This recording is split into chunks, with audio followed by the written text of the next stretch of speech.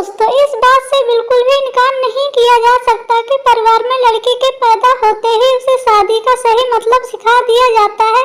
मुझे भी बचपन से यही सिखाया गया था कि शादी एक पवित्र बंधन है जिसे हर कीमत पर संजोकर रखना चाहिए। शायद ऐसा इसलिए भी क्योंकि मेरे माता पिता और भाई बहनों की मैरिड लाइफ बहुत ज्यादा अच्छी खुशहाल थी। यही एक वजह भी है कि इस तथ्य पर विश्वास करने लगी थी कि जिससे भी मेरी शादी होगी उसके साथ मैं कदम से कदम मिलाकर चलूंगी।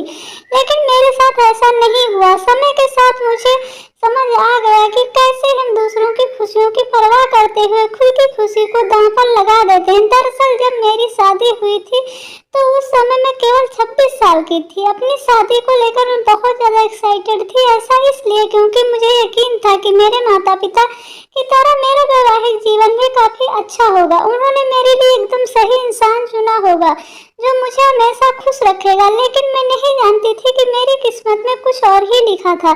शादी से पहले मैं अपने होने वाले पति से एक दो बार ही मिली थी। वह काफी शर्मीले और शिष्ट थे।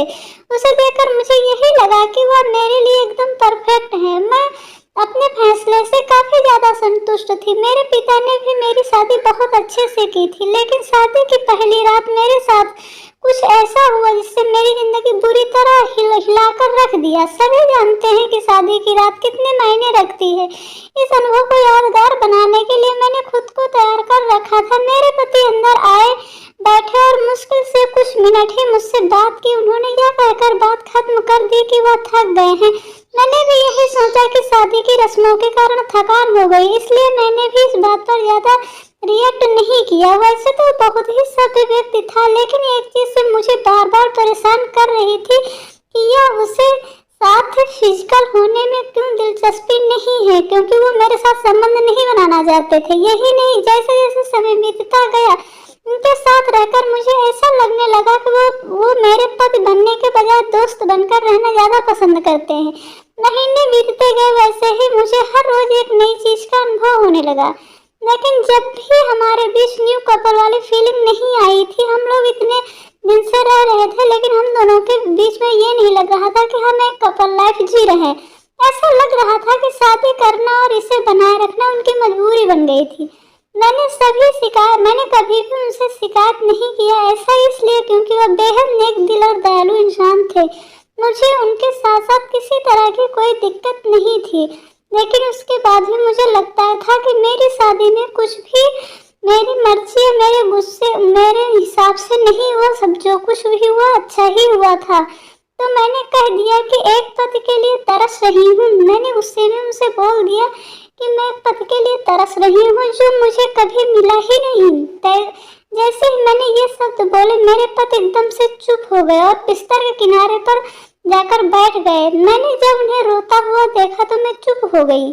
मैं दंग रह गई कि ऐसा कैसे हो सकता है, मेरे पति रो क्यों रहे। ऐसा इसलिए क्योंकि मैंने आज तक उन्हें मेरे सामने कभी भी इतना कमजोर नहीं देखा था जैसे कि वो आज बिस्तर के किनारे जाकर रोने लगे। मैंने उन्हें परेशान देख दिलासा दिया, तभी उन्होंने मुझसे माफी मांगी और कहा कि उनका इरादा मुझे चोट पहुंचाने का बिल्कुल भी नहीं था, इसलिए मैंने कुछ भी उनसे नहीं कहा था। लेकिन उन्हें महिलाएं पसंद नहीं है। मेरे हस्बैंड ने कहा कि मुझे कोई भी महिला पसंद नहीं है।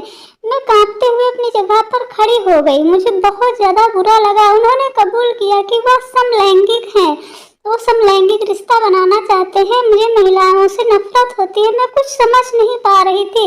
मैंने फिर भी पूछा कि आप समलैंगिक हैं, तो मेरी तरफ देखा और कुछ नहीं कहा कि आप समलैंगिक हैं तो मुझमें इसमें कोई प्रॉब्लम नहीं, लेकिन आप मुझसे नफरत क्यों करते हैं। बस यही सोच रही थी कि मेरी शादी बस एक दिखावा थी।